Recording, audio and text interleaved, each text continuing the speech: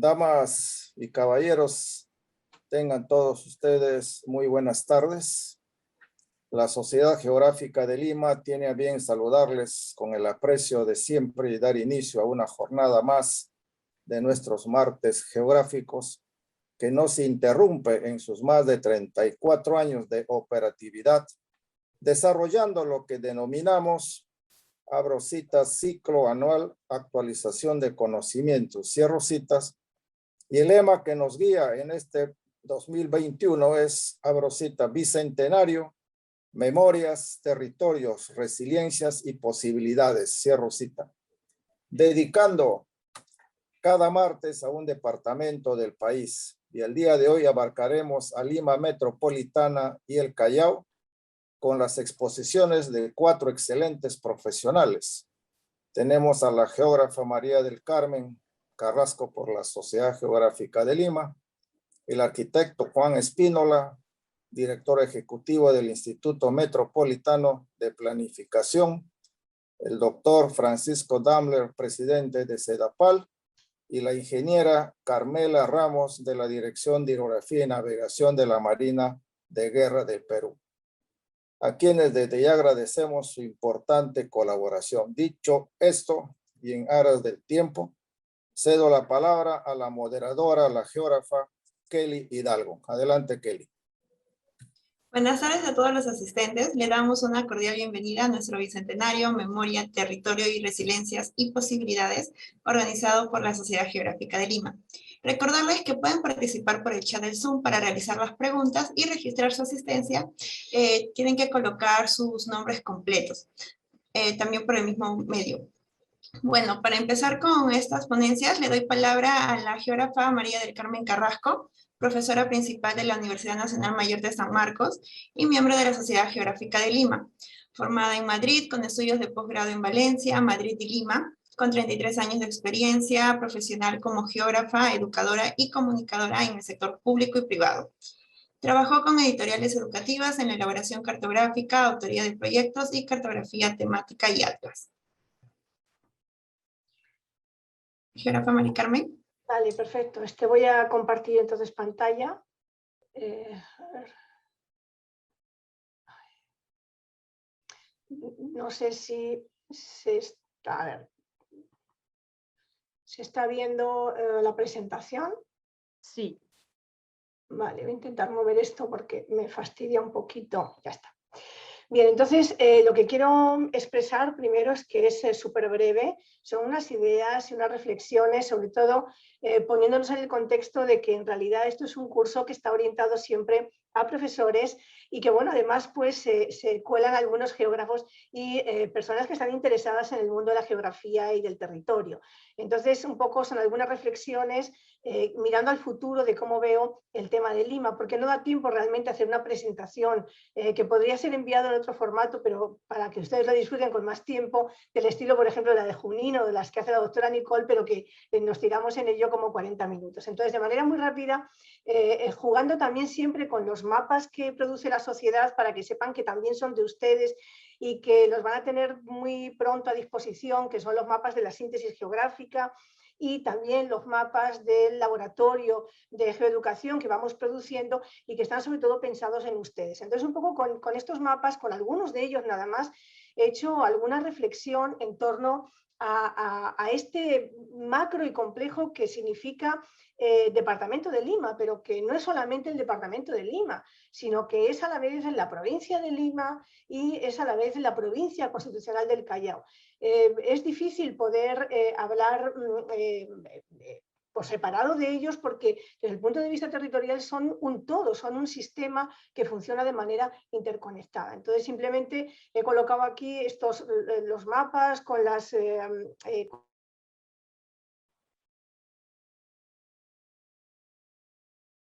Estás en mute.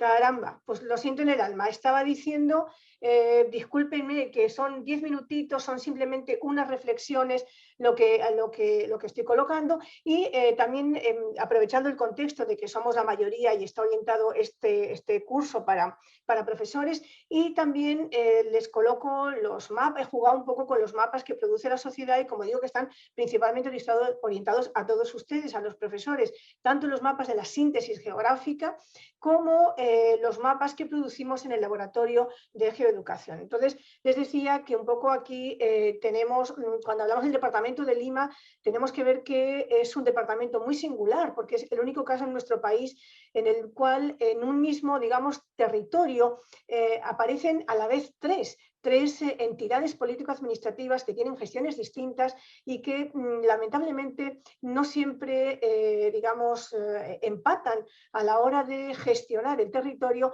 y obviamente eso repercute sobre muchas de las limitaciones en cuestión de servicios, de calidad de vida, de problemas, de brechas que tenemos al interior de la ciudad, ¿no? Entonces, no solamente de la ciudad, perdón, de todo el departamento.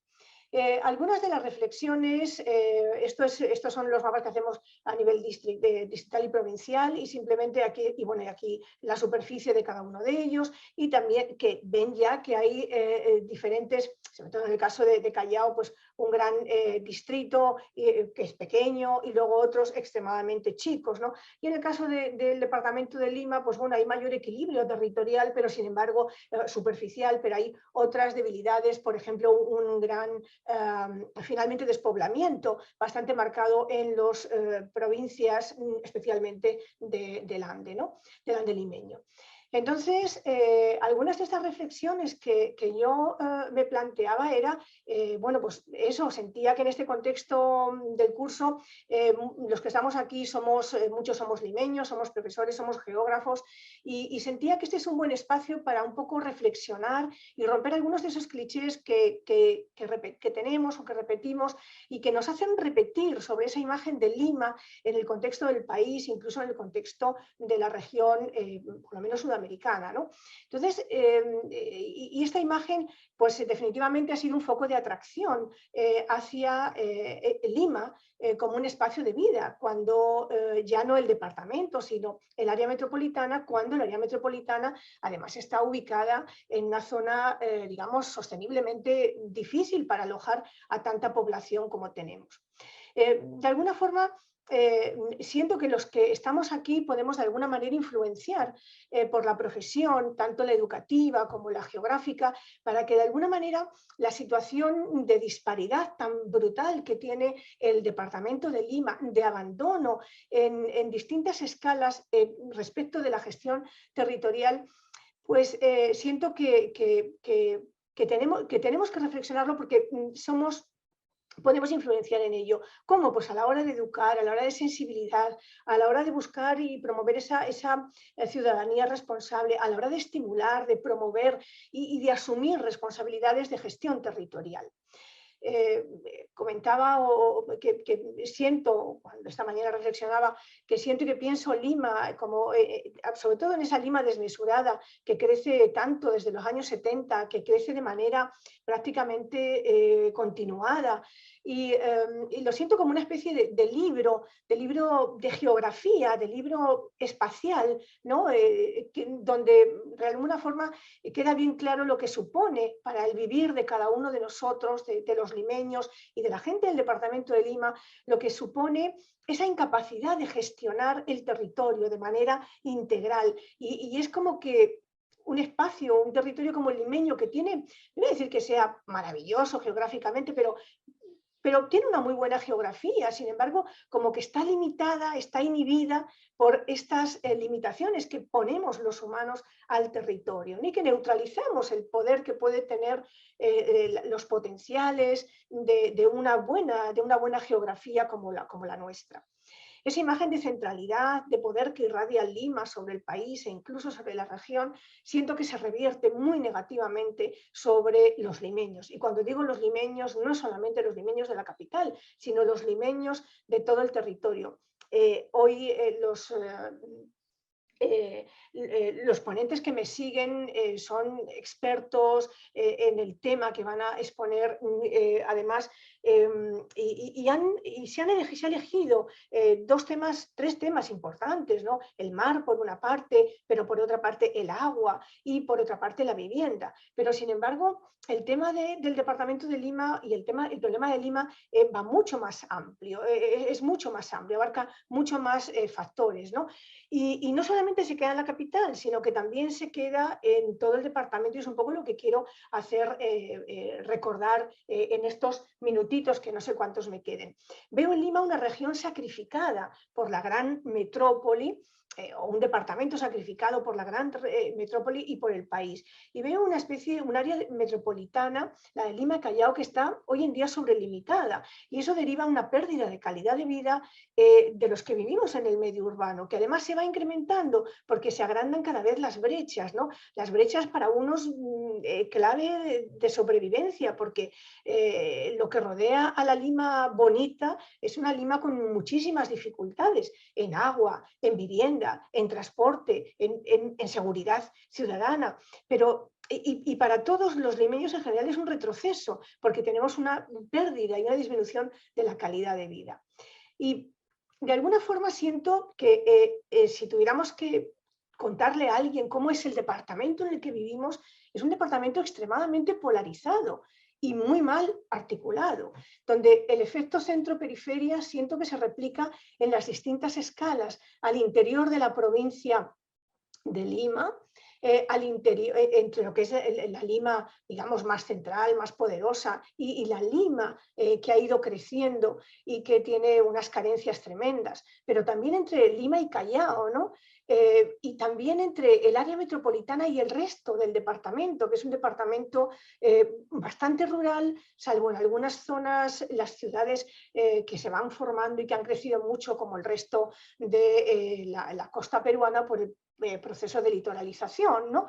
Pero tenemos otro conjunto de, aún fuera del mundo urbano de cada una de las provincias, hay un resto rural bastante marcado, y sobre todo tenemos también unas provincias en el medio andino que están bastante empobrecidas. Y es un departamento singular porque alberga estas tres unidades políticas administrativas, que es algo que no ocurre en otros lugares del Perú, y que parece que es difícil de articular esta gestión de forma que sea funcional, sostenible, integral, porque el territorio es un todo. No hay una separación entre Lima y Callao, no hay ninguna. Nos la hemos creado nosotros, pero el territorio y el medio geográfico en el que se soporta el territorio es una unidad claramente funcional.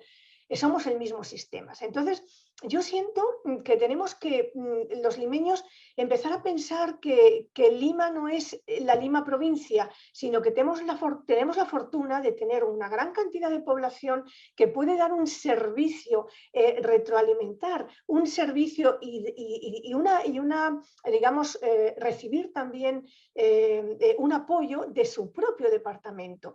Es decir, dejar un poco de pensar, y los que somos profesores, animar a nuestros chicos a que sientan que su departamento tiene unos límites mucho mayores que el de la provincia de Lima o el área metropolitana con Callao. Tener una visión, eso, de departamento. Eso significa priorizar nuestro departamento, también en educación, conocerlo, quererlo, visualizarlo como un futuro para mucha de la gente joven que hoy tiene dificultades y que podría estar, por ejemplo, repoblando el medio rural que hay en el departamento de Lima. Hay muchos distritos con muy poquita población o con una población bastante pequeña en relación con los enormes potenciales, no solamente mineros, pero porque están también los potenciales, por ejemplo, agropecuarios. De acuerdo, el tema de las andenerías, somos el segundo departamento del país con mayor cantidad de andenerías y algunas muy bien conservadas todavía. Y tenemos unos recursos turísticos impresionantes que serían un alivio tremendo para los limeños, porque necesitamos consumir un espacio de recreo y necesitamos activar la economía de estos medios rurales que pueden ofrecernos una diversidad y una riqueza y una calidad de recursos turísticos tremendo que disponemos. Pero para facilitar el repoblamiento rural, por ejemplo, habría que plantear el acceso a la tierra a los jóvenes limeños que quieran llegar hacia ella y que ahora, si no somos comuneros, si no somos andinos, parece que no tenemos derecho de poder ocupar un territorio que en el fondo también es nuestro porque todos somos limeños. Somos una población suficientemente grande que podríamos poner de alguna forma, es decir, podríamos consumir la producción del propio departamento, ¿no? En sentido agropecuario, en sentido, por ejemplo, de servicios, etc. Pero para ello necesitamos una buena y densa y sostenible articulación vial que definitivamente falta. Mari Carmen, disculpa que te interrumpa, Mari Carmen, tiempo cumplido. Disculpa, tiempo cumplido. Vale, bueno, pues tenía algunos mapitas para comparar, pero es que en verdad prefiero hacerles un PowerPoint aparte porque no da tiempo a mucho más. Muchísimas gracias. Muchas gracias, Mari Carmen, por sus breves y concisas reflexiones que nos ayudan a tener una vista más general de las características principales de Lima, ¿no? Tanto como departamento y como provincia. Tanto visto desde su medio físico hasta sus características de la población, sus vivencias y su gestión. Muchas gracias. Bueno, ahora le damos pase al siguiente ponente, el arquitecto Juan Espinola, quien es director ejecutivo del Instituto Metropolitano de Planificación. Bien, buenas tardes a todos y gracias por la invitación. Siempre es importante hacer algunas reflexiones sobre la ciudad y María del Carmen ya nos ha planteado algunos temas sobre el territorio, sobre cómo repensar un poco el departamento, ¿no? Nosotros desde el Instituto Metropolitano de Planificación, lo que vamos a presentar ahora es el Plan de Desarrollo Metropolitano. Y vale hacer algunas precisiones sobre la experiencia que hemos tenido en la construcción de este importante instrumento de gestión para la ciudad, que pasan por los procesos administrativos, por ejemplo, que se ha hecho bajo el convenio, bajo un convenio de cooperación entre el Ministerio de Vivienda y la Municipalidad Metropolitana de Lima, que nos planteó en la propia concepción tenida por el propio Ministerio, que en este territorio que coincidimos plenamente, en esta área metropolitana, Lima y Callao, sin embargo el Ministerio nos planteó que cada territorio provincial podría contar con este instrumento. Entonces, no le llamamos por eso Plan de Desarrollo Metropolitano de Lima Callao, sino solamente el Plan de Desarrollo Metropolitano de la provincia de Lima. Este es un tema que la propia Ley de Desarrollo Urbano, que salió en julio último, de alguna manera pone en discusión, porque reconoce que este territorio, esta conurbación, debería contar con un solo y único plan de desarrollo, en tanto la ciudad es una sola, ¿no? Ahí hay un tema que es necesario abordar también y aclarar. Probablemente ahora será necesario abordar y será necesario enfrentar y afrontar también con la gestión de gobierno nacional que se está iniciando, ¿no? Pero bueno, algunas precisiones a este respecto tendrían que ver un poco con esta idea de qué cosa es el Plan de Desarrollo Metropolitano. Se planteó como marca, en realidad el marco normativo de este tipo de instrumentos tiene un horizonte de 20 años. Se aplica solamente a la provincia de Lima por esa razón y por eso es necesario hacer esta aclaración, más allá de las posibilidades que nosotros hemos abordado, ¿no? Miren, es más, no cabe duda, incluso por lo que se ha comentado hace un rato, no cabe duda que para poder entender el territorio, y en esta parte de la ciudad de Lima, es necesario verlo en una escala mayor, porque así es el territorio. El territorio no se puede comprender por sí solo, sino en un contexto determinado, como parte de, ¿no? Y por tanto, para poder entender al propio territorio metropolitano, no solamente es necesario ver la conurbación, sino también es necesario ver qué es lo que está pasando en los, más allá de los límites políticos administrativos.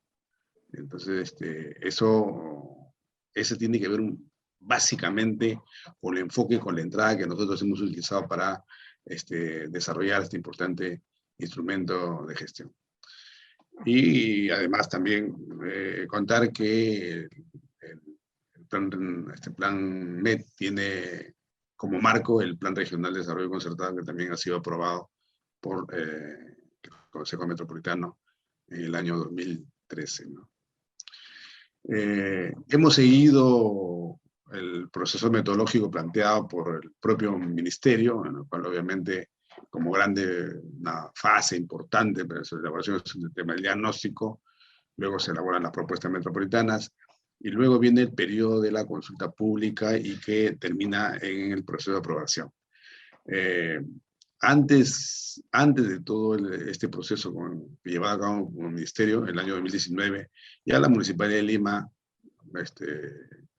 digamos, esta gestión del primer año, se llevaron a cabo un conjunto de actividades y tareas relacionadas con la necesidad de formular este instrumento. Tuvo un perfil, digamos, intermedio, no tuvo un perfil muy alto, que digamos, pero que el proceso de formulación en realidad, con la fuerza del convenio que se firmó con el Ministerio, empieza en septiembre y que culmina en agosto, ¿no? La primera semana de agosto termina este proceso de elaboración. Un proceso transversal en estas fases que se han planteado y que se plantean por el propio Ministerio es el proceso participativo, ¿no? Planteándose un conjunto de eventos de posibilitar la participación de la ciudadanía con la finalidad de escuchar sus puntos de vista, sus perspectivas y, por qué no, sus aspiraciones respecto del futuro. Esto dio como resultado que en la fase participativa del diagnóstico se hicieron 4 talleres de sensibilización, 3 mesas técnicas y 5 mesas ciudadanas, lo que facilitó un total de alrededor un poco más de 1000 personas en su proceso. Y en la parte de elaboración de las propuestas, hubieron también mesas de trabajo ciudadana, con mesas técnicas, taller de consulta, también hubo con niños y niñas, se hicieron 3, y reuniones de inauguración del Consejo Consultivo, un consejo que se formó justamente para hacer reflexiones sobre el futuro de la ciudad. Y también tuvo un poco más de 1000 participantes. En total hemos tenido cerca de 1300 participantes en todo el proceso. Esta es un poco la síntesis del diagnóstico de la situación actual de la ciudad, o cómo lo vemos ahí. Brevemente, estos gráficos que de alguna manera nos representan este proceso de crecimiento y estas impulsadas por oleadas de migración hacia la ciudad, digamos, desde el año 1920, este proceso de ocupación, centralizada siempre, digamos, alrededor de lo que ahora conocemos como el casco histórico de Lima, el casco histórico del Callao, y la hacienda en ese momento alrededor de Miraflores, ¿no? Ya en el año 1940 se incrementa a 600.000 habitantes. En los 70 llegan 200 millones y 700.000.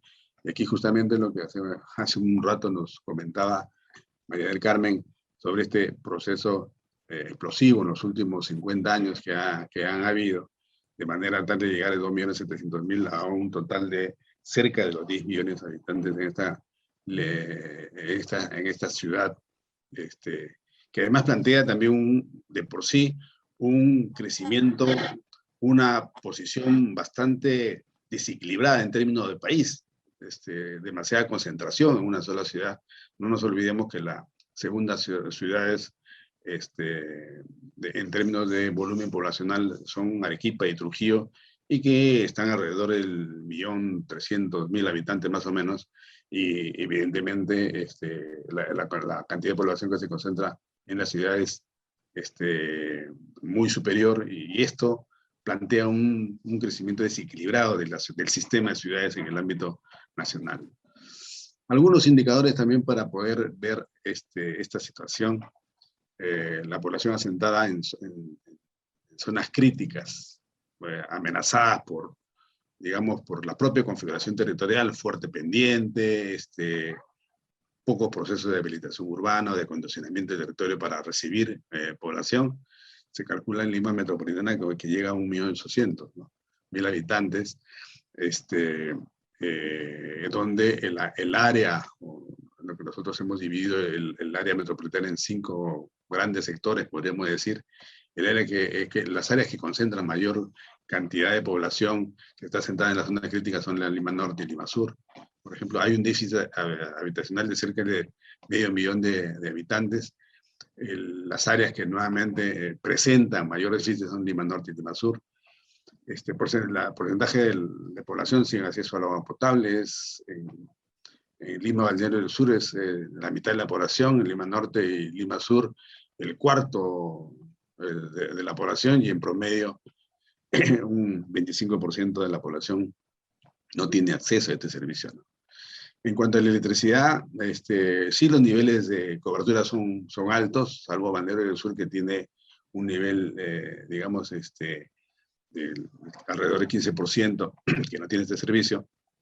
El Internet ahora incorporado también como un servicio básico, evidentemente también afirmado por la pandemia que hemos tenido, que todavía estamos viviendo, y que plantea también una necesidad de ampliar su cobertura para brindarle oportunidades a la población. Y un déficit que sigue apareciendo muy fuerte, y en realidad se ha avanzado muy poco, es la cantidad de metros cuadrados de área verde por habitante, que en promedio se alcanza en Lima 3.35, siendo, digamos, la Lima Este, el territorio con un índice más bajo todavía, menor de 2 metros cuadrados de área verde por habitante. Esto nos permite hacer una caracterización y mirar la ciudad, todas estas manchas rojas que se ven alrededor digamos, de las zonas de pendiente. Son población que está ocupada, que ha ocupado áreas que presenta riesgo por fuerte pendiente, ¿no? Además que presentan también una ocupación informal. Quizás uno de los retos más importantes que tiene la ciudad es la ocupación informal, que se inicia digamos, utilizando digamos, el argumento principal de no tener acceso a la vivienda en estos oleadas migracionales, pero que en la actualidad representa una acción delictiva promovida por grupo de personas que evidentemente hacen de esto un claro negocio, y que se hace complicado y difícil para la gestión de las municipalidades, sobre todo por no tener las herramientas o no manejar las herramientas coercitivas suficientes como para poder prevenir estos procesos de ocupación, ¿no? Se calcula, como hace un momento hemos visto, que de 1.800.000 habitantes que están en esta condición de ocupación informal, ¿no?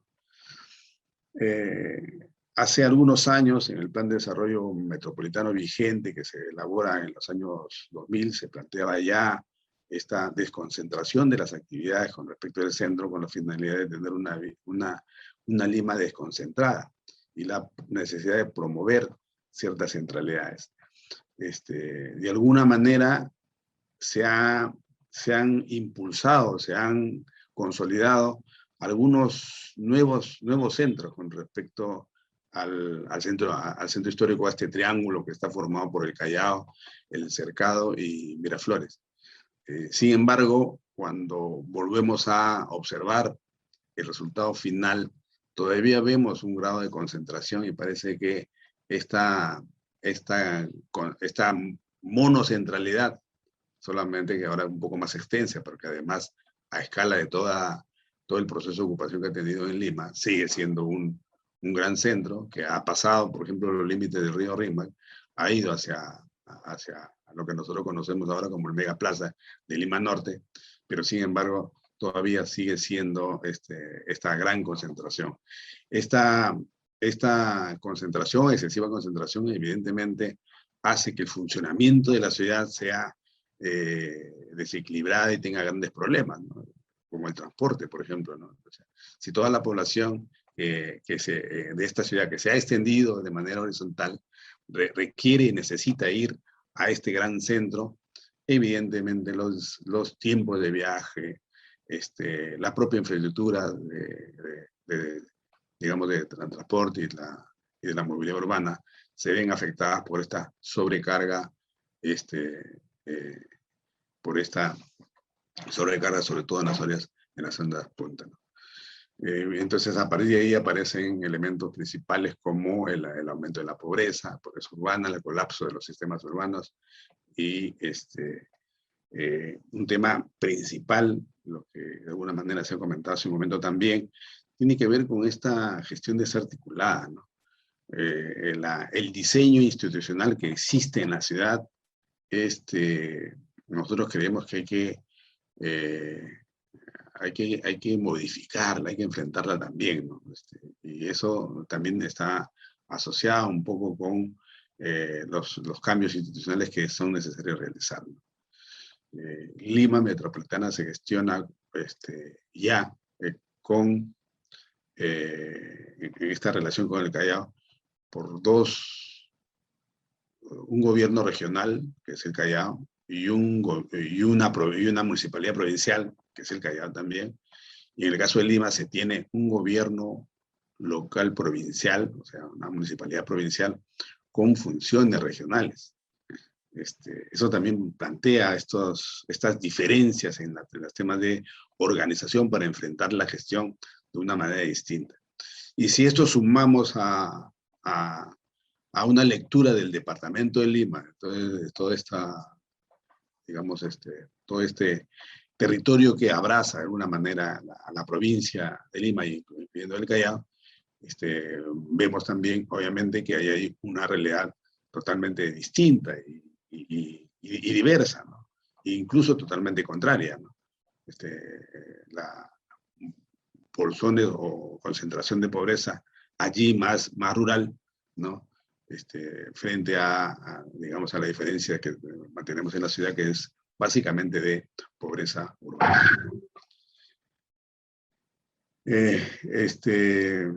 Entonces, un reto central o uno de los grandes temas que aparecen es el tema de la gobernanza, ¿no? ¿Cómo enfrentamos esta necesidad de articular la existencia de municipalidades distritales, que suman 43, con decisiones que puedan afectar o mejorar las condiciones de vida de la población en su conjunto?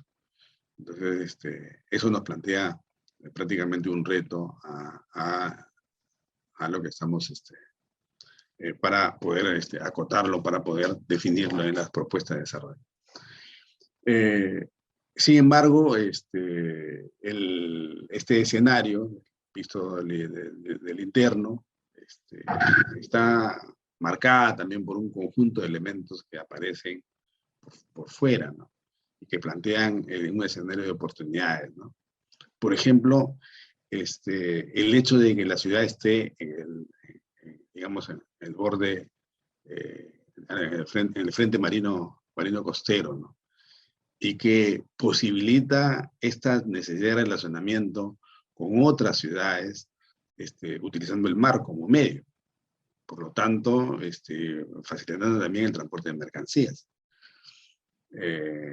Esto nosotros Lima, básicamente su desarrollo hasta ahora, identificamos que Lima no ha utilizado el mar como una posibilidad de movilidad, de intercambio, ¿no? O sea, nos hemos concentrado más en ver la ciudad en su conjunto en sí, pero nos hemos de alguna manera descuidado en esa posibilidad de utilizar el mar como una posibilidad de articulación.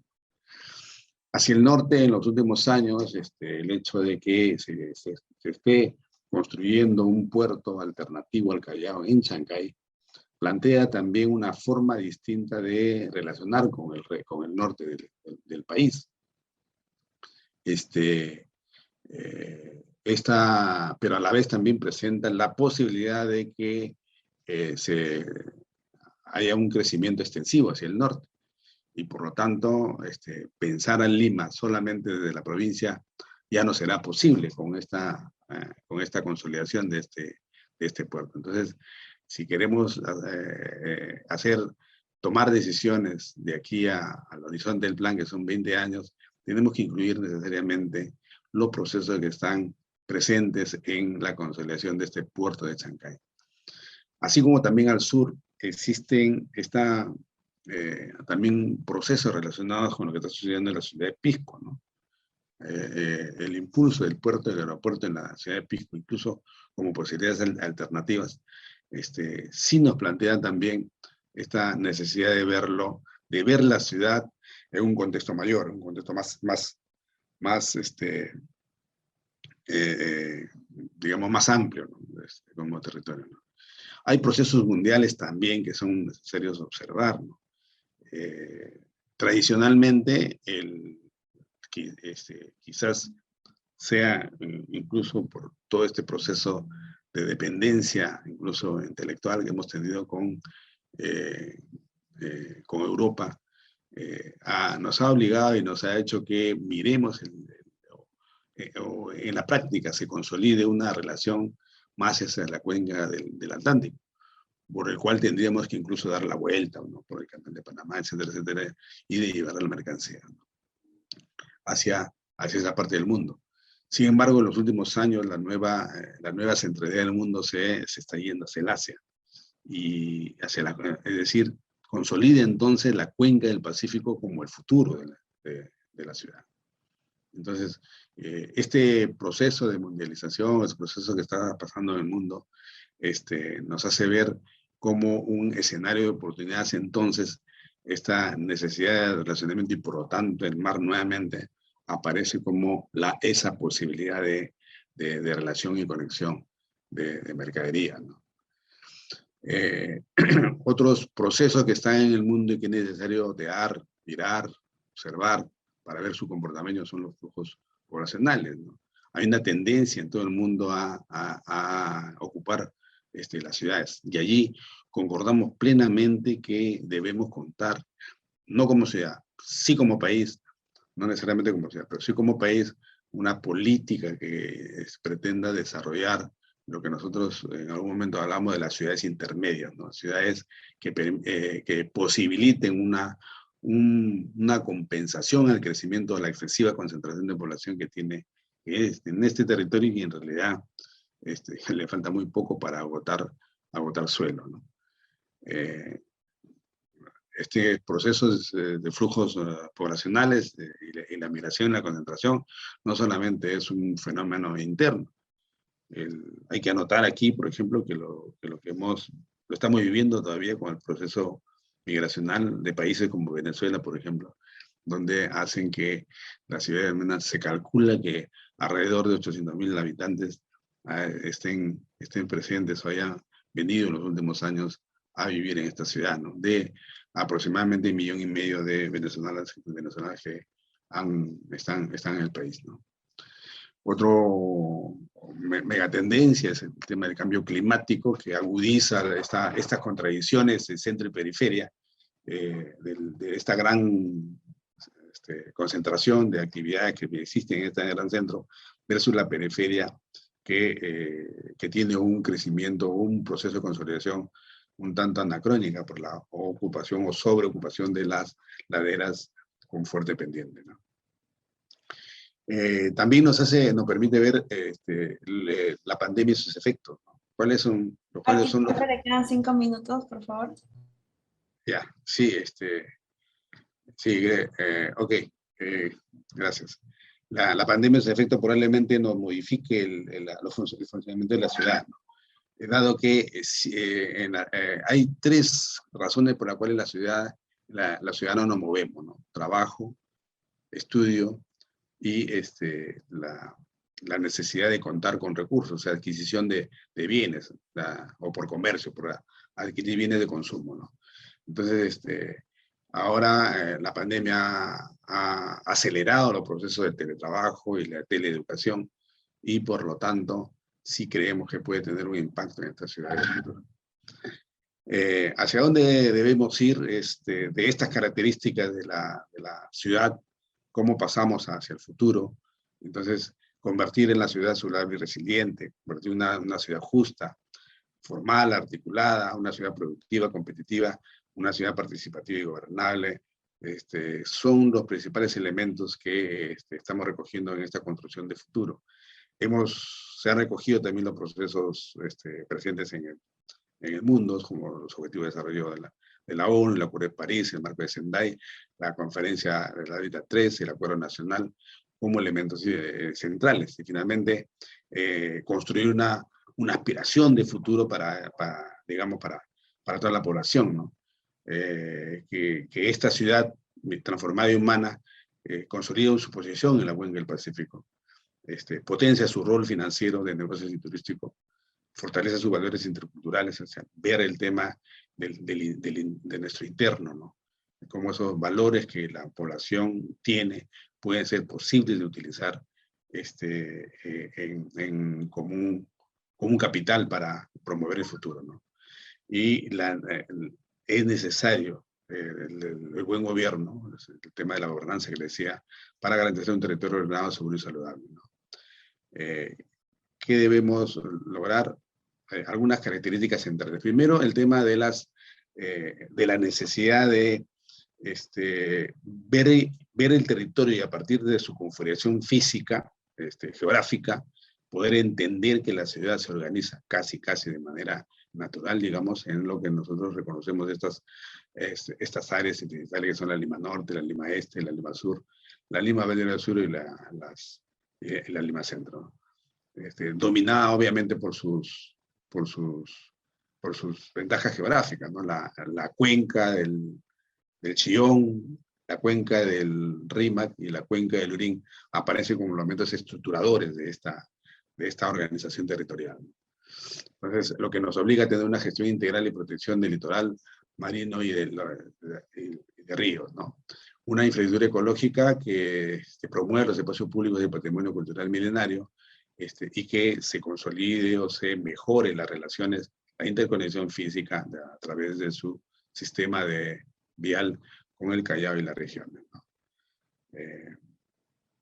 Además, que se desconcentre o que se establezca una red de plataformas logísticas capaces de organizar la ciudad y el territorio, y se promueva un conjunto de centralidades que compensen o que intenten promover la disminución de viajes, grandes viajes, para que la ciudad se construya de una manera más equilibrada, ¿no? Se plantean desde esa perspectiva 5 ejes sobre los cuales tenemos que recorrer para poder construir esta ciudad de futuro, este modelo de ciudad que ahora hemos bosquejado, la Lima del 2040, entonces, siendo una metrópoli transformada, para entender su relación con la Lima de hoy, tenemos que tener un eje estratégico de la metrópoli saludable, ¿no? Que construya y vea toda su infraestructura de espacios abiertos, su infraestructura natural y su patrimonio histórico, ¿no? La metrópoli justa, que trata de atender los requerimientos de una distribución de servicios justa a la ciudad, de manera equitativa, ¿no? La metrópoli interconectada, que es no solamente la infraestructura vial en este caso específico, sino también cubrir estas brechas de desarrollo tecnológico y de conexión a internet que es necesario ya atender en la ciudad, ¿no? El cuarto eje relacionado con la metrópoli productiva, o sea, la construcción de estas nuevas centralidades que no estén asociadas solamente con las actividades de comercio, que son las características principales de estas centralidades que hasta ahora hemos tenido, sino que también se incluyan actividades relacionadas con la transformación. Y el quinto eje, que es la plataforma sobre la cual se puede construir relacionado con el tema de la gobernanza, es esto que llamamos metrópoli participativa, para impulsar no solamente estos procesos de participación, sino la presencia del Estado de manera organizada. Entonces, esta organización del territorio nos permite contar o construir formas de relacionar o de coordinar a las municipalidades distritales, pero también nos permite desconcentrar las funciones y acciones metropolitanas. Entonces, esta organización territorial que planteábamos por Limas, entonces, se constituyen en la posibilidad de construir espacios de relación desde los distritos, pero también de desconcentración de las actividades metropolitanas. Yo me quedo aquí, nuevamente reiterarle gracias por la invitación y por la posibilidad de presentar, aunque sea rápido, este gran bosquejo de los lineamientos que tenemos para la ciudad de Lima metropolitana. Gracias. Muchas gracias, arquitecto. Muy interesante su exposición con un panorama más general, ¿no?, de Lima metropolitana, teniendo en cuenta los datos de crecimiento por agregación continua en Lima y cómo estamos distribuidos hoy en día, ¿no? Teniendo en cuenta los diversos servicios como el internet, el agua, que posteriormente lo van a explayarse más, también el transporte, las migraciones, tanto de manera nacional como global. Muchas gracias, arquitecto. Bueno, ahora le doy pase al doctor Francisco Dumbler, presidente del director de CEDAPAL, quien es magíster en sociología y con maestría en antropología en la Pontificia Universidad Católica del Perú, con diploma internacional en negociaciones en la Universidad de Ciencias Empresariales y Sociales en Buenos Aires y diploma en gerencia social en Washington, D.C. Ha ocupado cargos en gerencia social, ha ocupado cargos como ministro de Estado en la cartera de Vivienda, Construcción y Saneamiento, secretario general de la Autoridad Nacional del Agua, secretario general del Instituto Nacional de Innovación Agraria y miembro del directorio de CEDAPAL y del Fondo Mi Vivienda. Le damos pase al doctor Francisco Dumbler. Gracias. Muy buenas tardes a todos los que participan el día de hoy. Y claro, mi mirada recoge mucho, me pareció fantástica además la experiencia que nos presenta el arquitecto Espínola, porque ello va a allanar un poco la dimensión de lo que quiero hablar y los retos del tema de llegar a una cobertura universal en el 2030. A ver, paso algunos datos generales. Voy a pasar a algunas cosas que ya las han mencionado María del Carmen y Juan José, y creo que vamos a entender. Tal como está planteado el esquema urbanístico de Lima, en el ámbito o nuestra visión, la que hemos planteado recientemente, es que al 2030 deberíamos llegar a cobertura universal en la ciudad de Lima. En la actualidad es 93%, ¿no?, la cobertura, y deberíamos llegar a 98%. Eso ya se considera cobertura universal. Para los que conocen de proyectos, se darán cuenta que ese pequeño gap de 2% probablemente sea una discusión irresoluble, en tanto, por ejemplo, hay zonas en Pachacamá que están habitadas sobre restos arqueológicos. Va a ser muy difícil montar un proyecto de inversión pública de agua y saneamiento allí, o zonas como Rinconada 2, arriba, al otro lado de Villa María del Triunfo y San Juan de Miraflores, que es zona de riesgo no mitigable, y por lo tanto, que me corrija porque esa es una labor del IMP, o sea, difícilmente le podrán dar la viabilidad para generar un proyecto de agua y saneamiento. Y allá habrá que ver a otras modalidades, como reubicar a esta gente, si es que queremos darles el servicio. Solo un detalle que creo que es importante. Lima no solo es una ciudad gigantesca, sino una ciudad muy extendida. A diferencia de otras ciudades que tienen el mismo tamaño o nos duplican o triplican en tamaño, el crecimiento de Lima es básicamente horizontal. Solo una parte del centro de la ciudad tiene desarrollo vertical, pero en general es una ciudad extendida. El ámbito de Sedapal, que va desde Pucusán a Ancón, es 109.4 kilómetros. Cada vez que presentamos esto en una conferencia y nos escucha las personas entendizas, dice, es cierto, empiezan a escribir por el chat, ¿de verdad que tienen esa dimensión? Sí. Y sin contar, nosotros tenemos algo más de habitantes porque una parte de Huarochirí también están incorporadas a los servicios que le presta Sedapal. Y debajo de nosotros, se imaginan que hay 29.000 kilómetros de tuberías, en mitad más o menos, 14.000 a 15.000 de agua y otro tanto igual de alcantarillado.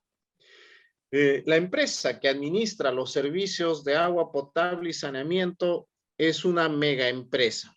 Luego de Petroperú, que por activos tiene una mayor, es la primera empresa del Perú, a diferencia de la empresa de petróleo, que tiene pocos clientes, digamos, en cartera, ¿no?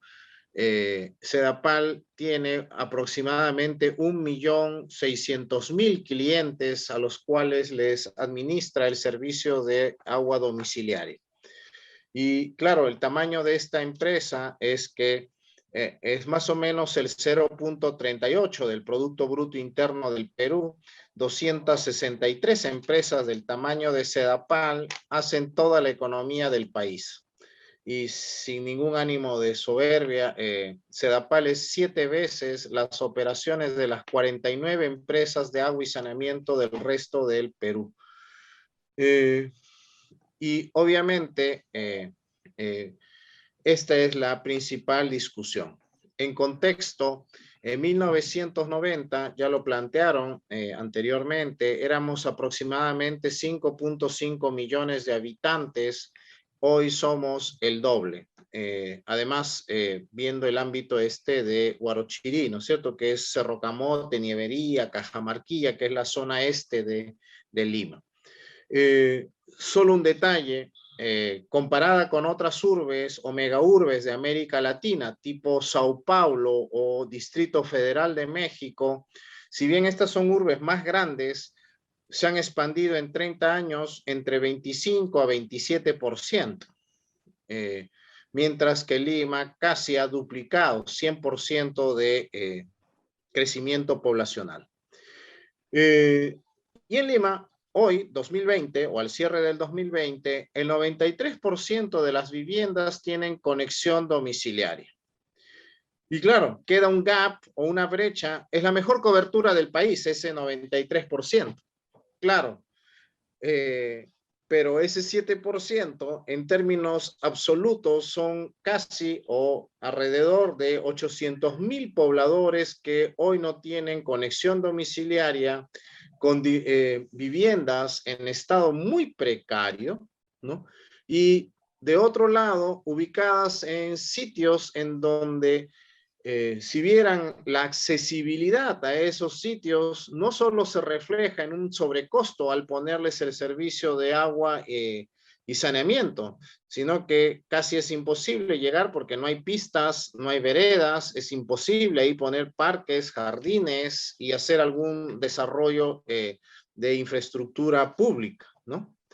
Y por lo tanto, ese es uno de los grandes temas. Y entonces, si nosotros hacemos este planeamiento, queremos hacerlo en 2 bloques, ¿no? Hacia el 2026 llegar a un 96% de cobertura, 96, 97, y hacia el 2030 esos 2 o 3 puntos porcentuales subirlos hacia el 2030. Claro, esto puede sonar como la teoría del vaso medio lleno y medio vacío, pero mírenlo ustedes como planificadores además que son los expertos en este dimensionamiento geográfico poblacional. Cuando alguien me pregunta, ¿podría acelerarse el cierre de brecha? Un momentito, en el 2030 nosotros vamos a ser 13 millones de habitantes, si no más, 13 y medio probablemente con la parte este de Lima, que está fuera de la provincia de Lima, 13 millones y medio. Si usted me pudiera decir dónde se van a ubicar esos 2 millones y medio adicionales que vamos a hacer en el 2030, yo podría entender mejor o podría hacer mucho más o ayudar a cerrar la brecha más rápidamente. El problema está en que no sabemos exactamente dónde se va a ubicar esa gente. En realidad sí sabemos, pero es justamente el sitio que no deberíamos utilizar para hacer expandir la urbe, ¿no? Y obviamente esto es un tema interesante y lo puse aquí porque creo que es un indicador, signo de los tiempos. Desde el inicio de la pandemia nos dedicamos a estos 800,000 pobladores, además pensando que eso iba a ser un gigantesco problema social. Hemos empezado desde hace año y medio, un poco más, a repartir en los 28 distritos en los cuales todavía no hay cobertura o no hay conexión domiciliaria, a darles agua en forma gratuita. Aquí un dato que puede interesar, que es parte de un trabajo que iniciamos con la doctora Nicole, en aquellos 28 distritos en donde hicimos este reparto gratuito, las enfermedades diarreicas agudas han disminuido aproximadamente entre 45 a 50%. Ello quiere decir que probablemente tengamos muchos amigos, familiares que hayan fallecido por COVID, pero también muchos niños verán el futuro, ¿no? En esta impresionante logística, porque, claro, si alguien hace la suma, son más o menos unos 40,000 viajes de cisterna que se han realizado de manera mensual, ¿no? Ok, lo dejo allí porque creo que ese es un tema relativamente complejo, ¿no? Y hasta la fecha tenemos 650,000 viajes de cisternas realizados, ¿no? Tanto es así que tenemos varios premios acumulados, el de buenas prácticas en gestión pública de Ciudadanos al Día, el premio FENSA del BID en innovación, el premio de calidad del Instituto de la Calidad de la PUC, y recientemente, después de 15 años, recibimos un reconocimiento de la parte de la Sociedad Nacional de Industrias como el proyecto en gestión de mejora, que no habíamos recibido esto como más de 3 lustros, que recién recibimos un nuevo reconocimiento de la Sociedad Nacional de Industria. Pero bueno, los problemas para cerrar la brecha. Uno primero, y curiosamente, además de la planificación que habrán encontrado, ¿qué pasa si yo les digo que no es un problema estrictamente de recursos, de dinero, sino que el problema es la lentitud en ponerle el servicio al ciudadano? Hasta hace 2 años, Sedapal demoraba desde el día que le decía a un poblador que le iba a poner agua hasta el día que efectivamente le ponía el servicio, 10.4 años. Se imaginará usted que eso socialmente es inviable y altamente conflictivo. Este proyecto, si bien no es de Sedapal, ¿no? Pero pueden entender ustedes, ¿no?, lo difícil. Ojo, si alguno recuerda, esa semana de abril es el pico más alto de la segunda ola, ¿no? Y la gente marchando allí, evidentemente, no solo reputacionalmente le hace daño a la institución, sino que es un tema muy complejo que tiene que ver con los servicios públicos. No voy a entrar a ese detalle, pero creo que es básico entenderlo. Ahora, este trabajo, y para llegar a este nivel, ¿no? Nos pusimos una meta: cuantificar cómo vamos a cerrar la brecha. ¿Y a qué me refiero? A el cierre de brecha, ¿no? No es un discurso que debería ser político, ¿no? Porque cada vez que aparecen elecciones, ¿no? Los candidatos salen y dicen, yo cerraré la brecha, yo les pondré agua a todos. Y evidentemente lo difícil aquí es, y señor, ¿y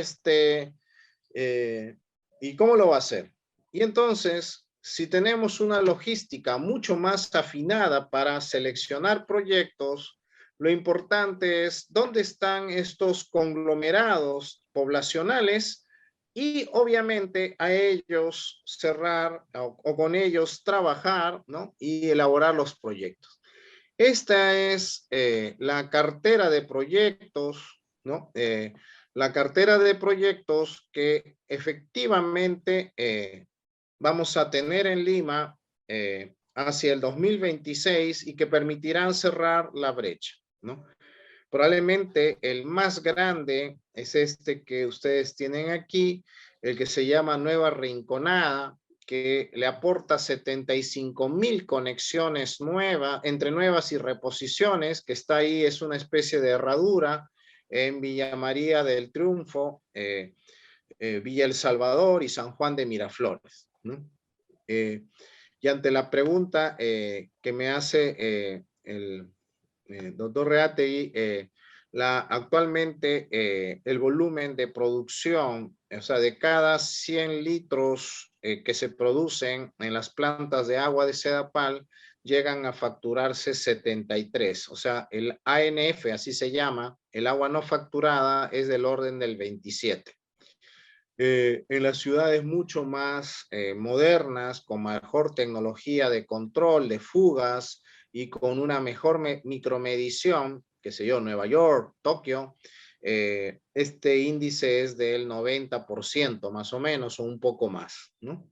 Ok, pero ese es muy interesante porque si ustedes se fijan además, los sitios donde están los bolsones, y eso nos hemos dado cuenta, la mejor manera de acelerar el cierre de brecha es cambiar además la modalidad concursal de los proyectos y segundo, irnos a proyectos más grandes y de escala.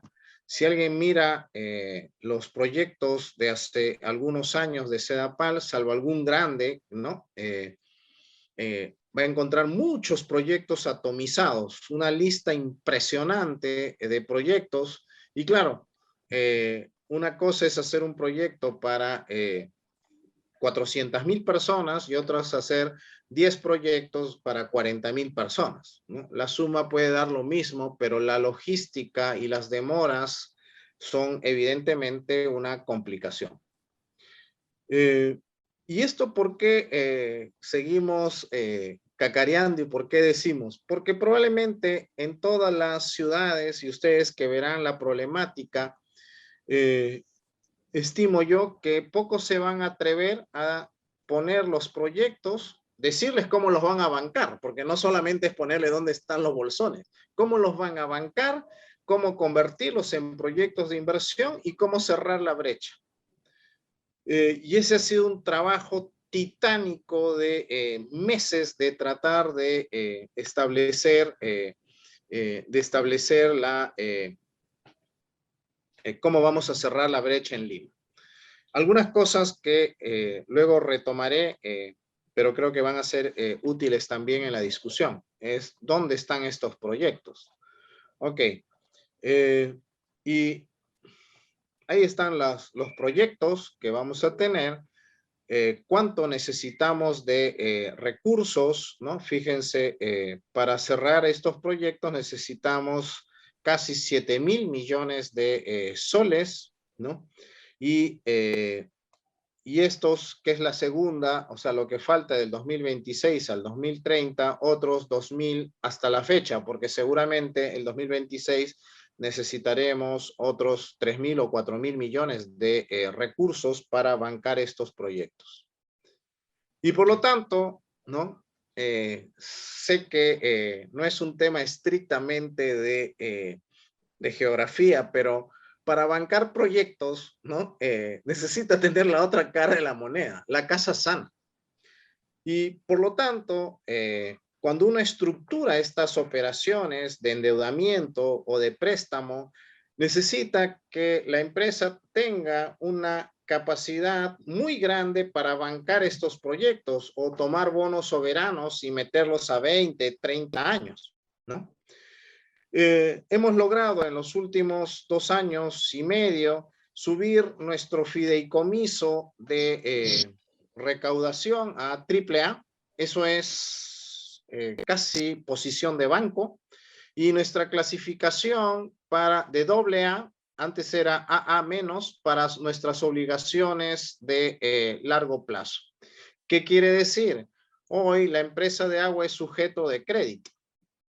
Algo que es muy difícil hacerlo todavía en las 49 empresas de agua del país. Y buena parte de ese sistema técnicamente está quebrado. O sea, si no tiene soporte del ministerio, es muy difícil sostenerlo. Y claro. Le quedan 5 minutos. Perfecto, ya estoy en la parte final. Gracias.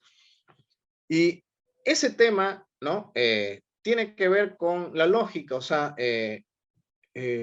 una mirada para cerrar esta brecha y ayudar en la planificación debería ser, ¿no?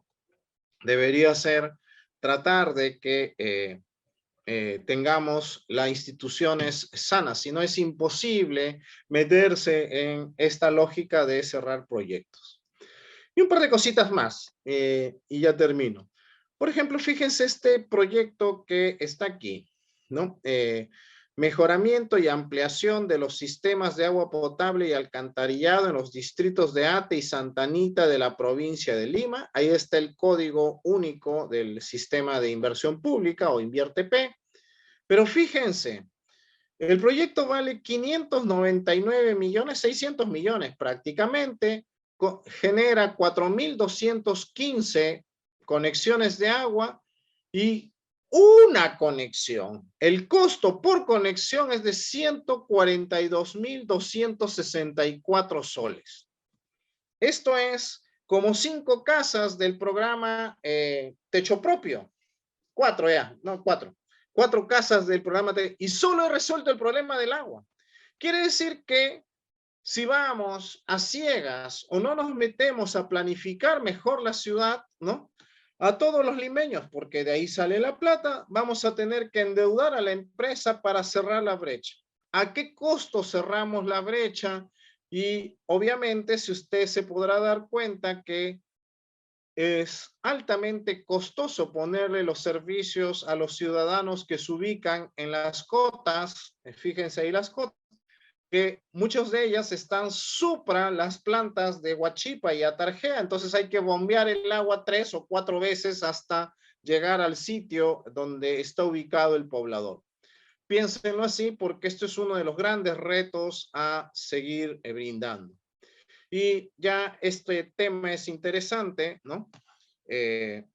Saben ustedes que nuestros recibos de agua, el 1% va a un fondo, es una especie de fideicomiso para financiar proyectos ecosistémicos. ¿Qué son proyectos ecosistémicos? Las poblaciones que viven y que técnicamente nos cuidan el agua deberían ayudarnos y nosotros somos capaces de retribuirles en proyectos de amunas, de cochas, de reforestación, de andenería.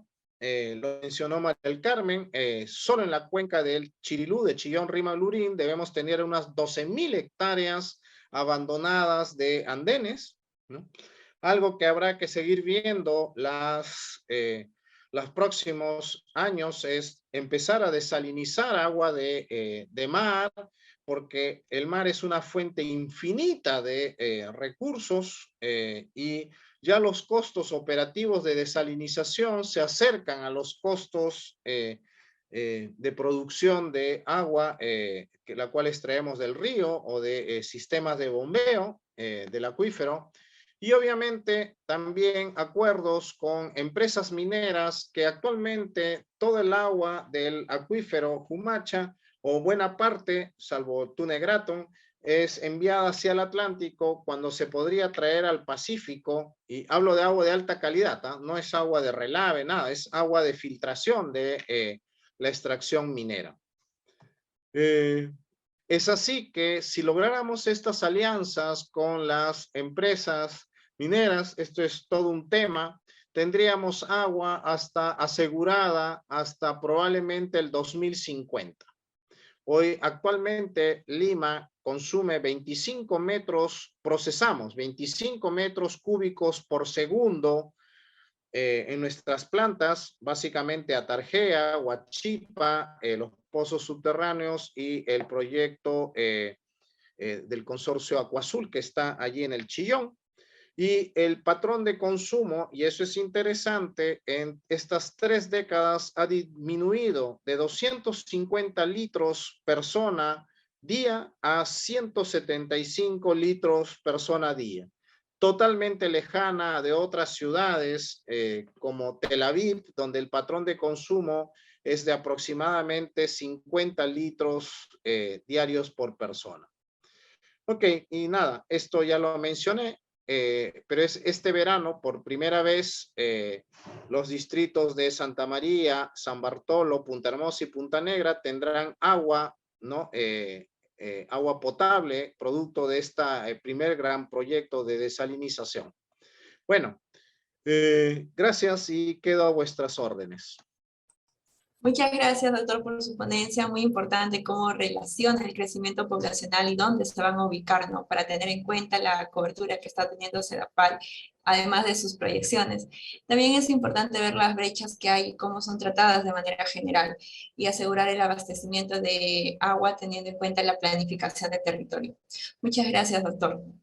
Bueno, finalmente le doy pase a la ingeniera Carmela Ramos, quien trabaja en el Departamento de Hidrografía y Navegación de la Marina. Tuvo estudios de Ingeniería Mecánica y Fluidos en la Universidad Nacional Mayor de San Marcos, con grado de magíster. Cuenta con 17 años de experiencia profesional en el área de investigación de oceanografía costera, ingeniería de costas y modelamiento numérico. Adelante, ingeniera.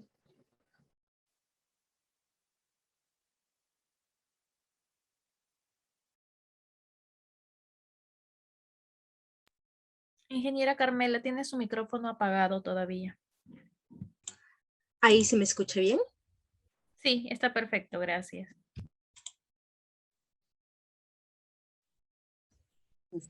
Ahora sí, proyecto. Buenas tardes con todos, mi nombre es Carmela Ramos, vengo en representación de la Dirección de Hidrografía y Navegación de la Marina de Guerra. El tema de hoy es dinámica marina en la playa La Herradura. Como sabemos, la playa La Herradura es una de las playas más antiguas de Lima, ¿no? En los años 60, 70, siempre se menciona de que La Herradura tenía una playa bastante extensa. Entonces, a raíz de esto es que nació el estudio de querer investigar un poco qué es lo que ha sucedido en esta playa. El estudio parte de determinar ciertos objetivos, como es caracterizar cómo es la dinámica, la oceanografía dentro de la playa La Herradura, apoyarnos del modelamiento numérico, modelamiento de corrientes, dispersión de partículas de sedimentos, y luego modelar el escenario sobre qué pasó antes y después de la voladura de parte del Cerro Punta Codo, ¿no? Como conocemos, se quiso unir parte de la playa La Herradura con la playa La Chira, y para eso se derrumbó parte de lo que era el cerro. Entonces se crearon un escenario ficticio a ver cómo hubiera sido en ese caso. Entre los trabajos realizados tenemos unos trabajos de campo que se hicieron en el año 2019. Entre ellos contempló una inspección de campo a toda la zona de la playa La Herradura, Punta Codo, La Chira hasta Villa. Levantamientos batimétricos, mediciones de corrientes tipo lagrangiano. Este tipo de mediciones permite determinar cómo es que se mueven las corrientes cercanas a costa. Justamente se lanzaron estos flotadores cerca a la zona de costa, ¿no? Muestreo de sedimentos marinos, como vemos acá, y se realizó también estudios de análisis multitemporal del borde costero. Sobre el levantamiento batimétrico, se tiene información, la Dirección de Hidrografía realizó mediciones de batimetría. Esta batimetría es la que vemos acá, y esta es la que estamos identificando como que es nuestra información batimétrica después de la voladura. Ahora, a esta información batimétrica se hizo algunas modificaciones al fondo, y el cual se evaluó un posible escenario, cómo hubiera estado el perfil de fondo antes de la voladura. Y si evaluamos la diferencia batimétrica entre estos dos, observamos que lo que se ha modificado es básicamente toda la zona del ancho de playa existente en toda la zona de Punta Codo, aproximadamente un ancho de 50 metros, y se varió una profundidad de hasta 1.5 metros. Esto con la finalidad de tener una batimetría que corresponda a antes de la voladura. También se realizó información, se recopiló información sobre el fondo marino. Se determinó que lo que está acá, observamos que el mayor porcentaje de arena es de color rojo. Vemos presencia de esto en lo que es la playa La Chira, cercano a Punta Codo y a la Herradura. Ahora, para conocer cuál es el diámetro de este sedimento, ¿no?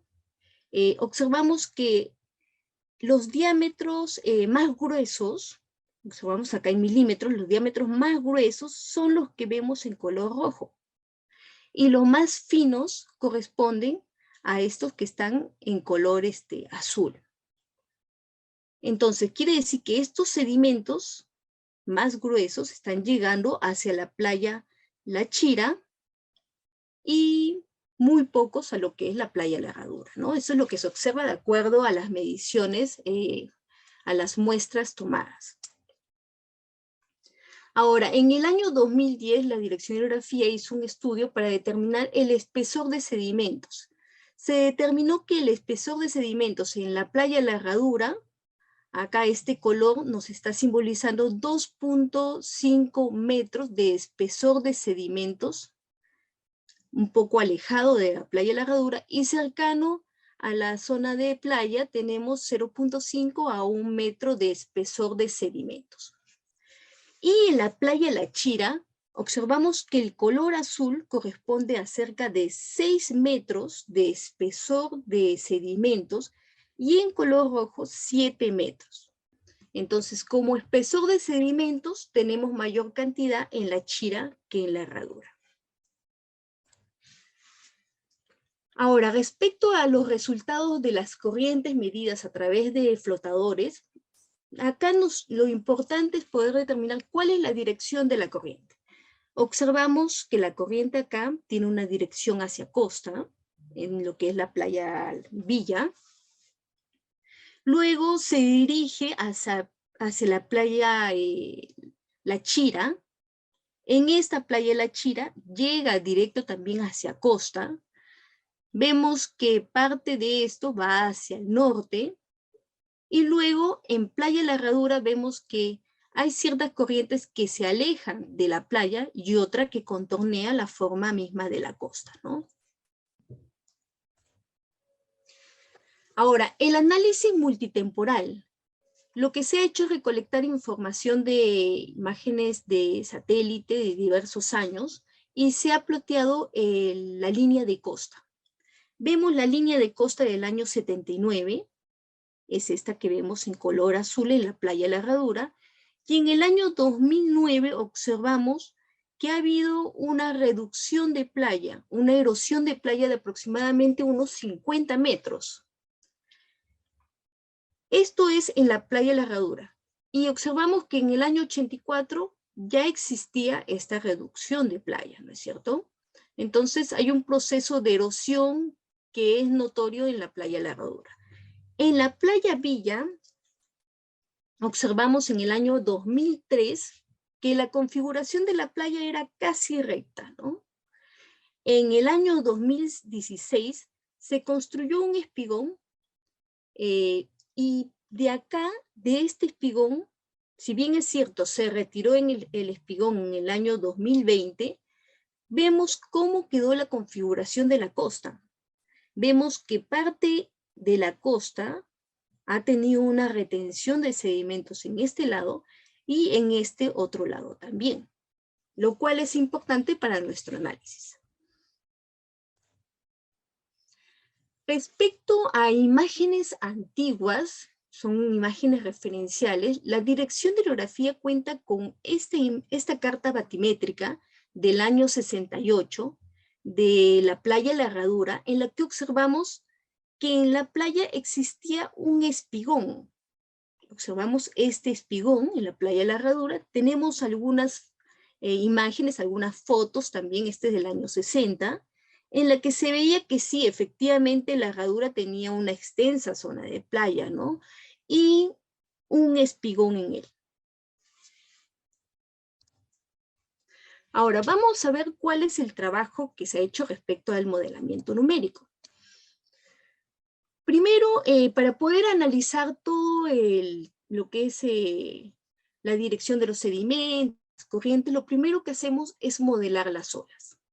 Con la modelación de las olas, nosotros sabemos cómo es que la playa está moviéndose debido a la acción de las olas. ¿Cómo es que estos sedimentos se están moviendo cerca a playa debido a al oleaje? Y las corrientes lo que va a hacer es transportar esos sedimentos que han sido movidos debido a las olas. Entonces, partimos todo desde nuestra modelación de olas. En aguas profundas tenemos información acá. Observamos que la dirección predominante es del suroeste, o sea, predominantemente tenemos una dirección de ola que viene de esta forma y hacia la playa La Herradura viene también de esta forma, ¿ok? Una dirección suroeste, pero sin embargo también observamos pequeños porcentajes de ocurrencia de oleaje de dirección sur, dirección sur-suroeste, oeste-suroeste. Sin embargo, su porcentaje de ocurrencia es menor. Por ejemplo, de dirección sur ocurre solamente 13 días al año, mientras que la dirección suroeste, este tipo de oleaje, es 234 aproximadamente días al año. O sea, lo que usualmente ocurre es este oleaje del suroeste, y el oleaje sur, oeste, suroeste tienen menores porcentajes de ocurrencia. Ahora, los escenarios que se han evaluado en esta parte es sin voladura, la voladura del Cerro Punta Codo, ¿no? Y con voladura. ¿Qué es lo que sucede? En condición predominante de oleaje del sur y del suroeste, y en braveza de mar del oleaje del sur y del suroeste. Esto es sin voladura, y lo mismo se hizo con la condición de qué pasó si, que es la condición actual con la voladura, ¿no? Y los resultados de las corrientes nos indican lo siguiente. Mira, esto lo pongo por acá.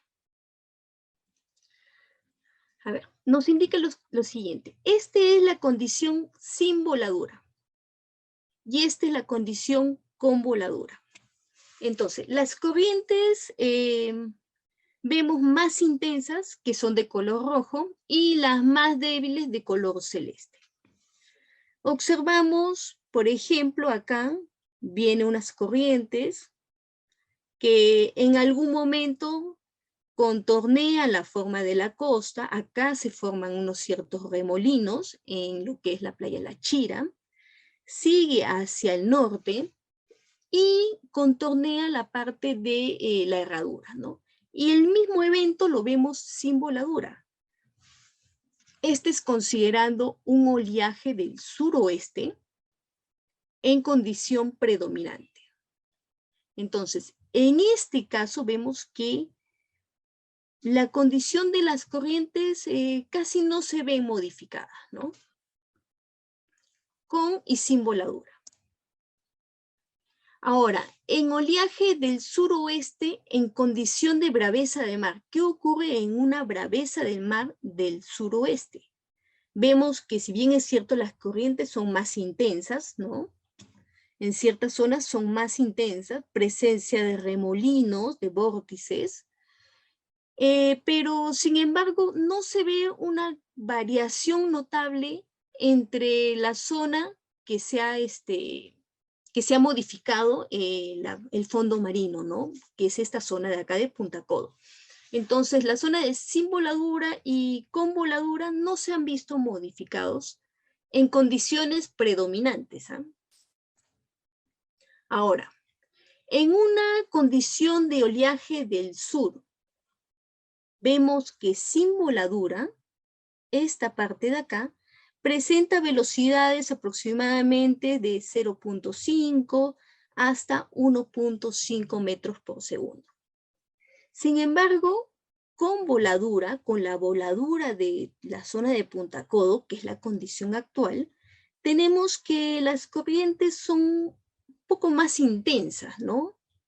Vemos acá corrientes más intensas en estas zonas también, que es la condición actual que se está dando.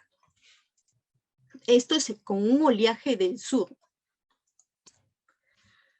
Ahora, con un oleaje del sur en condición de braveza de mar, vemos que igual se intensifican más las velocidades, a diferencia de sin voladura.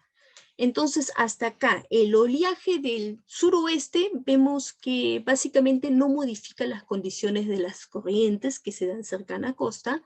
Sin embargo, la condición de oleaje del sur, sí vemos que hay una variación respecto a las velocidades de las corrientes, ¿no? Ahora, se hizo una modelación de partículas de sedimentos. ¿Qué pasa si nosotros disponemos de sedimentos, los ponemos en ciertos puntos estratégicos y ver hacia dónde se dirigen?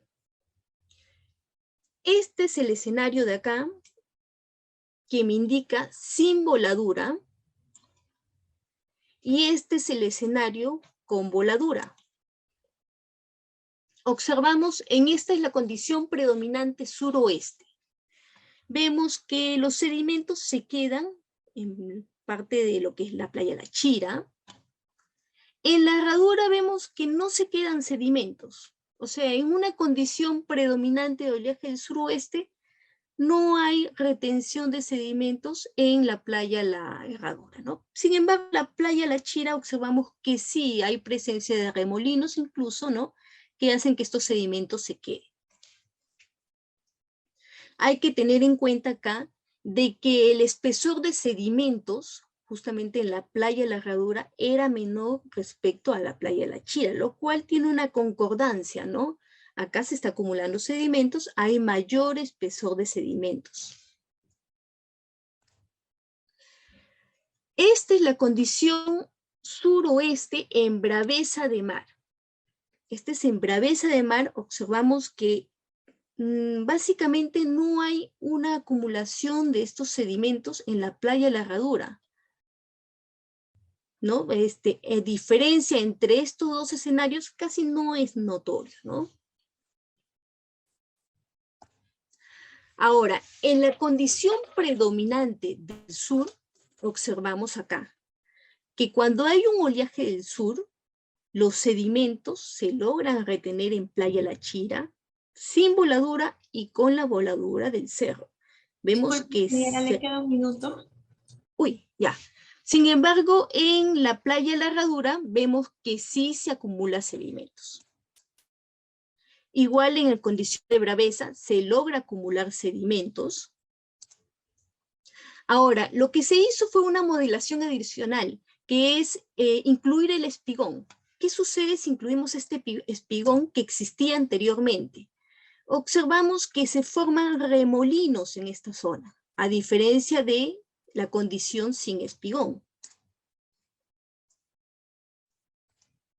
Vemos que si ponemos sedimentos e incluimos este espigón, parte de estos sedimentos se logran quedar, ¿cierto? Vemos que se logran quedar acá. Tanto en condición del suroeste como en condición sur, siendo más notorio en la condición sur, ¿no? Ahora, adicionalmente se crearon algunos escenarios de posible recuperación, el cual contempla, por ejemplo, esta es la condición actual, vemos que cercano a playa, erosión totalmente en toda esta zona. El escenario de acá contempla inclusión del espigón, pero vemos que igual erosiona la playa, ¿no? Este otro escenario contempla solo un relleno artificial. Sin embargo, este relleno, después de unos años, logra erosionarse totalmente. Y si incluimos el espigón que existía anteriormente y hacemos un relleno, vemos que la playa logra erosionar un poco, pero sin embargo mantiene un perfil de playa que es bastante interesante seguir estudiándolo, ¿no? Esta modelación corresponde aproximadamente a un periodo de 10 años. A todo esto, las conclusiones a las que se llegó es que de los escenarios evaluados, indicaría que la voladura del Cerro Punta Codo no ha sido el principal causante de los problemas de erosión de la herradura, ya que al evaluar las corrientes litorales y el transporte potencial no se han presentado cambios significantes en las condiciones de voladura y sin voladura. Ahora, lo más probable es que este proceso de erosión que se ha venido llevando a lo largo del tiempo es debido a que no existe una fuente de sedimentos que esté proporcionando a las playas para que ésta se pueda retener. Sin embargo, hemos notado de que los sedimentos solo ingresan a la playa La Herradura durante un oleaje del sur, el cual representa solo 14 días al año. Luego, las fotografías históricas nos indican que el antiguo espigón ayudó a lo que es la acumulación de sedimentos, a la retención de sedimentos, y que el último escenario evaluado es el que mejor se está adecuando a todo lo que es una posible recuperación de la playa. Y acá estoy terminando. Muchas gracias. Muchas gracias, ingeniera Carmela, por su ponencia sobre la dinámica marina, ¿no? Y cómo son las características del fondo marino, además de cómo se hallan estas variables que usted ha presentado. Cabe destacar que es importante cómo se puede realizar el modelamiento numérico que mostró y que presentó en su ponencia a partir de las olas, teniendo en cuenta que pues Lima es una ciudad costeña y con el largo de los años ha ocurrido toda esta dinámica en la costa en los casos que ha presentado. Muchas gracias, ingeniera. Bueno, a continuación vamos a pasar con las preguntas. Arquitecto Espinola, esta pregunta es para usted. ¿Se podría intentar motivar migraciones hacia el interior del país en función de áreas con menor densidad poblacional y con incentivos financieros? Bueno, nosotros creemos que sí se puede.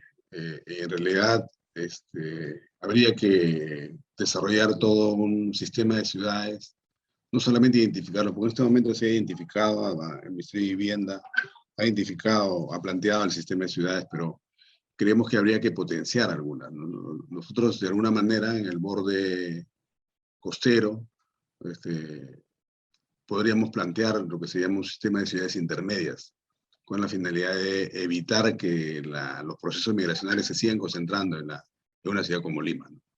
Nosotros creemos que sí, ¿no? Lo que pasa es que no está al alcance de la gestión, digamos, de Lima metropolitana, ¿no? Tendría que gestionarse, tendría que hacerse o desarrollarse, digamos, de la gestión nacional, ¿no? Muchas gracias por su respuesta. También tenemos otra pregunta para usted. ¿Los metros son la solución al caótico tráfico urbano de Lima? Claro, el sistema de transporte rápido masivo es cierto que sí es una manera como las ciudades han resuelto los problemas de movilidad, ¿no? Pero habría que, si en la medida que lo pensemos como sistema, todavía nuestros sistemas todavía es muy precario, ¿no? Imagínate que los ejes que se han planteado en este momento por la ATE, recién vamos implementando la segunda, ¿no? Entonces, si pudiéramos implementar otra posibilidad de complementación, por ejemplo, como la red metropolitana, que son soluciones distintas, pero que también apuntan a mejorar el sistema de movilidad urbana, podríamos, digamos, tener una ciudad distinta, ¿no? No nos olvidemos también que una de las propuestas eje del plan es la promoción de nuevas centralidades. El efecto de mediano y largo plazo que tiene la promoción de nuevas centralidades es que los viajes sean más cortos. O sea, es decir, la gente tenga la satisfacción de sus necesidades de una manera más cerca a donde habitan, ¿no? Con la finalidad de evitar viajes largos, ¿no? Lo que sí también es cierto y reconocemos de que esto depende de una promoción mucho más fuerte y tiene impacto, tiene soluciones de largo plazo. Muchas gracias, arquitecto, por su respuesta. Tenemos otra pregunta para el doctor Dumler. La pregunta es la siguiente. ¿En cuánto se estima la pérdida en soles o dólares por conexiones irregulares? A ver, lo que puedo decirte es la conexión promedio, primero de instalación, ¿ok? En una zona totalmente urbanizada, qué sé yo, Miraflores, San Isidro, oscila entre 1.200 a 1.500 soles. Eso implica que ese debería ser el valor que incrementa la propiedad producto de una conexión de agua. En segundo lugar, te das cuenta que, o nos damos cuenta que ponerle en sitios que son casi inaccesibles, el costo es 142.000 soles, como explicaba en la exposición. Y eso hace que esa simetría de costos haga que en muchos de los casos, una vez que se logra hacer estas instalaciones, se den conexiones clandestinas, etcétera. Ahora, Lima, como mencionaba, tiene 27% de pérdida. Un 10% es lo normal o es lo que se produce por evapotranspiración y otras cosas, ¿no? Pérdida natural del agua. Otra es por la antigüedad de las cañerías, otra por los sistemas de micromedición y probablemente en términos de agua, un 5% de la pérdida de agua obedezca a conexiones clandestinas que evidentemente, razonablemente deben llegar al año a unos 50, 60 millones de soles aproximadamente en pérdidas por todo este sistema de conexiones clandestinas, robo de agua, etcétera. Muchas gracias, doctor Tumler. Bueno, aquí tenemos una pregunta tanto para el arquitecto Spinola y el doctor Tumler. Bueno, dice, ¿existen coordinaciones entre el IMP y CEDAPAL para la generación de proyectos de agua y desagüe? A ver, hace algunos años teníamos un convenio, que si bien es cierto no terminaba necesariamente en la integración de proyectos de agua y desagüe. Era un convenio de colaboración con CEDAPAL, para intercambiar información, sobre todo la información de base cartográfica, que nos permitía contar con un instrumento actualizado del crecimiento del perfil urbano. El convenio terminó, pero si tenemos la voluntad, creo que podemos relanzar un espacio de colaboración que podría terminar luego en la posibilidad de identificar estos proyectos de agua y desagüe, ¿no? porque además se están asociados con otros elementos, ¿no? Desde, digamos, los estudios de riesgos que tendríamos que necesariamente hacer o proponer que las municipalidades distritales lo hagan, de manera tal que garanticemos que la población que va a recibir el servicio o ser priorizada en la implementación del servicio, se garantice la propia sostenibilidad, incluso su propia vida, ¿no? Respecto a disminuir estas posibilidades de riesgo que es la condición de ocupación de buen porcentaje de la población de la ladera de cerro. Pero de nuestra parte, como instituto, sí, y aprovechando la presencia del doctor Dumbler acá, creo que podemos volver a tener estos espacios de colaboración y trabajo conjunto.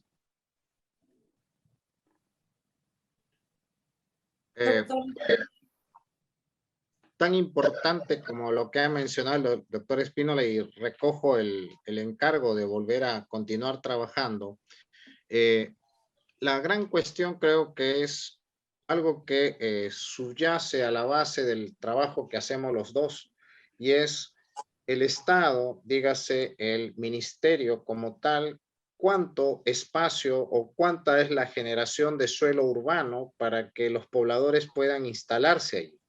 El tema no es poner el agua y parchar Lima a como dé lugar, porque la mitad de esos terrenos, además que han sido producto en los 30 últimos años de invasiones de la población, en un estudio de GRADE reciente, manifiestan que no menos del 55% de los territorios que se han juntado después de los 90s son ocupaciones de carácter informal que se han ido obviamente ganando a la ciudad, les han dado su certificado de posesión. La gran pregunta es, ¿o seguimos en esa lógica de que la gente ocupe los espacios, ¿no?, por falta de acceso a suelo, o como Estado somos proactivos y vamos generando suelo urbano a una velocidad mayor que permita que los ciudadanos ocupen se pongan en sitios en donde es posible atenderlos con servicios públicos? Y creo que ese es lo subyacente.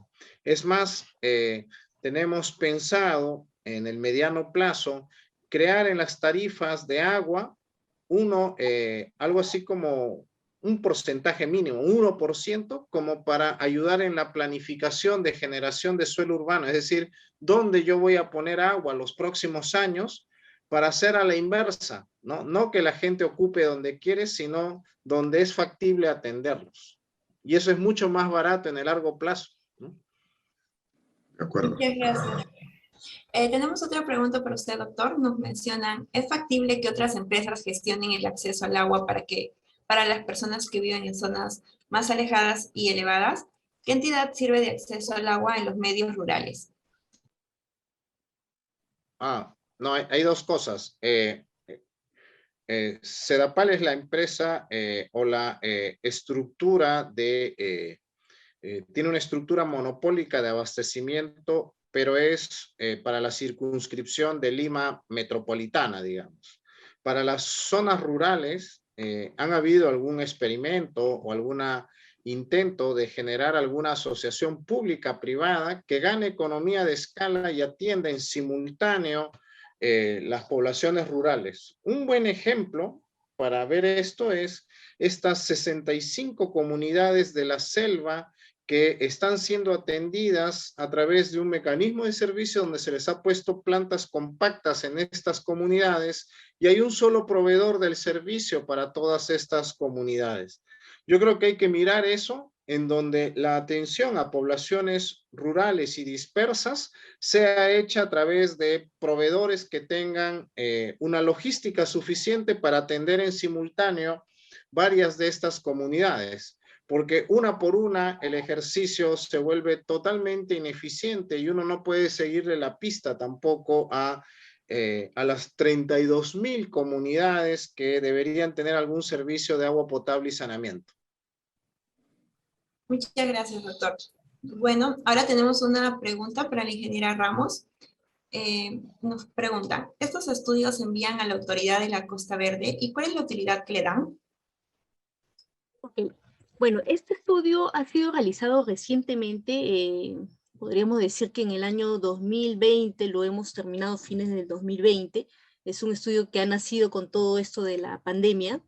Entonces, aún no se ha enviado a lo que es la autoridad del proyecto Costa Verde, se ha expuesto a las autoridades dentro de lo que es Marina, y ya seguirá seguramente su camino correspondiente. Como les mencioné, es un estudio de investigación que se ha hecho respecto a esta área de bastante controversia. Muy bien, muchas gracias, ingeniera. Bueno, muchas gracias por la asistencia a estas ponencias del día de hoy. Ahora le doy pase al almirante Eduardo Reategui. Bueno, creo que ha sido una noche muy fructífera. Hemos escuchado sendas exposiciones con un contenido diverso y que nos alimenta a los ciudadanos. Yo simplemente diría de que de alguna manera, sobre todo SEDAPAL y sobre todo la municipalidad, administran 11 millones de personas que creo que son más grandes que Bolivia, que Ecuador, que Paraguay, Uruguay, Panamá y las Guayanas. Lima es más grande que 6 países sudamericanos, fíjense ustedes. O sea que la labor que ustedes realizan realmente es digno de encomio, no es simple, y por eso que a veces uno lee con mucha facilidad que la gente cuestiona a veces por qué no hacen A o por qué no hacen B. Yo pienso que los cargos que tienen ustedes desde ya, por lo que he escuchado, es digno de felicitación. Con esta breve finalización por mi parte, voy a ceder la palabra a Nicole Bernex, la presidenta de la Sociedad Geográfica de Lima, para el cierre de esta jornada. Muchas gracias por su presencia. Muchísimas gracias. Muchísimas gracias al arquitecto Juan José Espinola, al doctor Francisco Dumler, a la ingeniera, no tengo el programa en la mano, Ramos, perdone. Y es realmente, como cada martes, hay algo muy importante y que sale a flote, que permite una reflexión continua. Lima finalmente no se parece a otras ciudades. Es 1/3 prácticamente de la población del país, que se extiende entre Andes y océano, entre una capa de nubes, nubosidad en la mayoría de los meses, dura más tiempo la nubosidad que la no nubosidad, y un acuífero generoso, aún que está muy explotado. Y muchísimo, hay más pozos ilegales que legales. Un sitio extraordinario, pero lo que impresiona es cómo poco a poco las instituciones, y en primer lugar SEDAPAL, ha aprendido a valorar la altura con todo el trabajo que hacen para restauración de infraestructura verde, por ejemplo, el bofedal de Millo y la desalinización del mar. Sin embargo, a pesar de todos los esfuerzos que puede hacer SEDAPAL, que puede hacer el Instituto Metropolitano de Lima, la gran pregunta sigue: ¿por qué no se respeta la ley orgánica de municipalidades? Si bien recuerda, la 2385-53, antes de varias modificaciones, se insistía mucho en el título 3 de la función municipal, en el capítulo 1, el artículo 63 y el inciso 6. ¿Por qué una geógrafa conoce eso? Porque justamente los alcaldes no han acogido, no han hecho suyo este artículo. Él dice, permítanme citarlo: las áreas inhabilitables de seguridad por su demostrado peligro solo dedicables a áreas verdes o forestales. Las municipalidades supervisan y controlan el uso de las tierras con sujeción a este artículo, quien quiera que fuera el propietario. En caso de incumplimiento, son infractores los propietarios y usuarios. Ambos son posibles en las sanciones municipales de ley. Cuando hemos tenido el niño de 97-98, cuando hemos tenido los demás niñas y niños, que ha sido muy duro el niño de 2015 en la subcuenca de Santa Eulalia y también el niño costero. Se recordó eso. Piensen un ratito en la municipalidad de Chosica. Entonces, yo creo que el planeamiento a nivel del plan 2040, pero también el acortar, el cerrar brechas, requiere no solamente el conocimiento del territorio propio, y ahí todos los profesores, maestros, profesionales de las ciencias geográficas y ambientales tienen que sumar y unir esfuerzos, pero también requiere una ética del otro y una ética de la naturaleza. Porque cada vez que hay de un lado desastres, eventos extremos, ¿quién paga? El gobierno. Y no acaba de reconstruir y se viene el nuevo niño o la sequía extrema. Aprendamos desde la escuela, el colegio, la universidad, a ser ciudadano, a respetar, a conocer, respetar nuestros territorios y recrearlos cada día para el mayor bien de los ecosistemas y de las personas. Un profesor mío hace muchísimos años, no les digo cuánto, pero decía, crean territorios dignos de las personas para que las personas venideras sean naturalmente dignas de los territorios. Era el profesor Rosell, que ha sido responsable del plan de urbanismo de París en la década del 60. Muchísimas gracias nuevamente y les invitamos el próximo martes para seguirnos en los Andes de manera general antes de tratar el penúltimo martes de noviembre de esta gran ciudad señalada por el ingeniero, por el arquitecto Espinola, Arequipa. Muchísimas gracias y muy buenas noches.